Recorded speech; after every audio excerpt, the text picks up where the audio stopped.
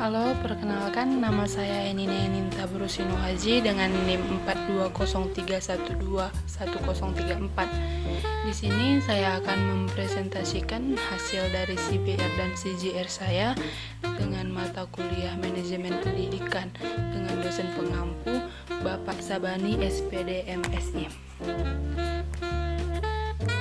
Baiklah, di sini topik pembahasan saya yaitu yang pertama ada identitas buku CBR, yang kedua pembahasan CBR, yang ketiga identitas jurnal CGR, pembahasan CGR dan penutup CGR. Baiklah, langsung saja. Untuk identitas buku Critical Book Review, yang pertama judul buku Dasar-Dasar Manajemen Pendidikan, edisi yang pertama, pengarang Dr. Lukman Hakim MPDI dan Profesor Dr. Mukhtar MPD, dengan penerbit Timur Laut Aksara Perum Garuda 3 Kebun Daging Jambi, Kota Terbit Jambi, tahun terbit 2018, ISBN 9786025389405. Baiklah, langsung saja kita masuk pada pembahasan CBR. Yang pertama ada pembahasan isi buku. Menurut buku yang saya review, yang membahas dasar-dasar manajemen sudah dijelaskan secara terperinci dan memiliki keterkaitan antar setiap babnya. Pada bab 1 yang membahas inovasi manajemen pendidikan dan pada bab 2 yang membahas aplikasi fungsi manajemen dalam pendidikan. Seterusnya pada bab yang ketiga yang membahas manajemen supervisi dalam pendidikan. Begitupun sampai pada bab yang terakhir yang menjelaskan dasar-dasar manajemen pendidikan secara terperinci dan bertahap. Pada buku ini juga sudah dijelaskan setiap materi yang didukung oleh pendapat para ahli dari setiap penjelasannya, serta aturan-aturan yang berlaku di masyarakat maupun pemerintahan. Buku ini mengajarkan kita tentang dasar-dasar manajemen pendidikan secara mendalam, sehingga buku ini sangat cocok digunakan untuk berbagai macam kalangan, bukan hanya mahasiswa, melainkan kalangan lain juga dapat membacanya. Baik, yang kedua ada kelebihan buku. Pada buku yang saya review dengan judul Dasar-Dasar Manajemen Pendidikan ini sudah sangat jelas dan lengkap dipaparkan soal materi yang ada. Pada buku ini juga selalu diikuti latihan di setiap babnya agar selalu melatih para pembaca.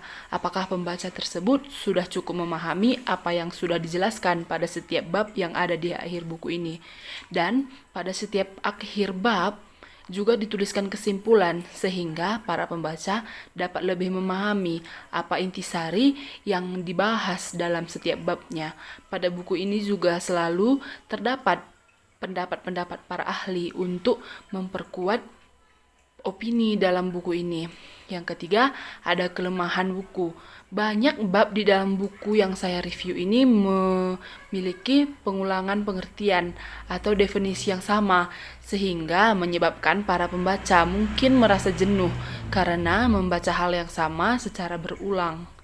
Banyak juga di setiap babnya menggunakan materi yang sama dan menggunakan penjelasan atau pembahasan yang terlalu berbelit, sehingga menyebabkan pembaca kurang menikmati. Kelemahan lain dari isi buku ini yaitu sering terdapat penulisan kata yang salah, sehingga ketika membaca seringkali terjadi kesalahpahaman akan arti dari suatu kalimat dan menjadikan pembaca menjadi miskonsepsi. Banyak sekali bab di dalam buku ini yang menjelaskan suatu materi secara berulang-ulang sehingga para pembaca akan cepat merasa bosan saat membacanya. Baik, langsung saja kita ke identitas jurnal, Critical Journal Review. Judul jurnal yang saya review yaitu Sejarah Konsep Manajemen Pendidikan dengan nomor ISSN 14104695 dengan nama pengarang Nasib Tualumban Gaol, nama penerbit Jurnal Dinamika Pendidikan, diterbitkan di Tapanuli Utara pada tahun 2020 dengan tebal jurnal 8 halaman, volume 13 nomor 1. Nah, langsung saja kita pada pembahasan CGR. Yang pertama ada hasil penelitian. Hasil dari studi ini mengidentifikasikan bahwa perkembangan manajemen pendidikan dimulai di Amerika Serikat pada pertengahan abad ke-19. Setelah itu, bidang tersebut dikembangkan pada akhir abad ke-19. Selanjutnya, bidang tersebut pun berkembang ke berbagai negara di Indonesia. Kemajuan perkembangan manajemen pendidikan terjadi pada awal abad ke-20. Setelah diimplementasikan desentralisasi pendidikan dalam konteks pendidikan di Indonesia. Yang kedua, ada kekuatan penelitian. Melalui kegiatan studi ini terdapat temuan lainnya adalah terdapat 4 konsep utama manajemen pendidikan, yaitu ada yang pertama, sebagai sebuah bidang ilmu terapan dari bidang manajemen yang dikontekstualisasikan dengan bidang pendidikan. Yang kedua, ada bidang yang dikaitkan dengan pengelolaan berbagai sumber pendidikan. Yang ketiga, memiliki prinsip fundamental terdiri dari efektivitas dan efisiensi. Dan yang terakhir, yang keempat, yaitu fokus terhadap pencapaian tujuan pendidikan yang sudah ditentukan. Kontribusi studi ini terhadap teori dan praktik didiskusikan lebih lanjut. Yang ketiga, ada kelemahan penelitian. Faktor utama yang menyebabkan rendahnya efisiensi manajemen pendidikan di Indonesia adalah dipengaruhi oleh kurangnya kajian dan penelitian tentang konsep manajemen pendidikan, seperti bidang induknya penelitian dalam pendidikan. Permasalahan konsep menjadi salah satu tantangan baru yang dihadapi oleh studi. Yang keempat, kesimpulan. Dengan adanya kajian studi pustaka ini, peluang untuk melakukan penelitian lebih lanjut tentang manajemen pendidikan, secara khusus manajemen sekolah, semakin lebih jelas. Memang, ujian bidang manajemen pendidikan di Indonesia masih dalam kategori relatif muda. Oleh karena itu, para peneliti dapat melakukan kajian dan penelitian pada bidang manajemen pendidikan dan kepemimpinan pendidikan dalam konteks Indonesia. Para praktisi dan stakeholder pendidikan harus menyadari sebuah sistem dalam manajemen pendidikan. Hal ini menghindari adanya permasalahan ketika pelaksanaan manajemen pendidikan.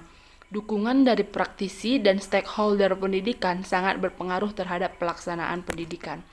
Nah, kesimpulan, jurnal yang saya review sudah bisa menjadi referensi bagi pembaca yang mempelajari setiap kesalahan dalam masing-masing penelitian yang sudah dilakukan pada pemilihan media yang akan digunakan untuk proses pembelajaran.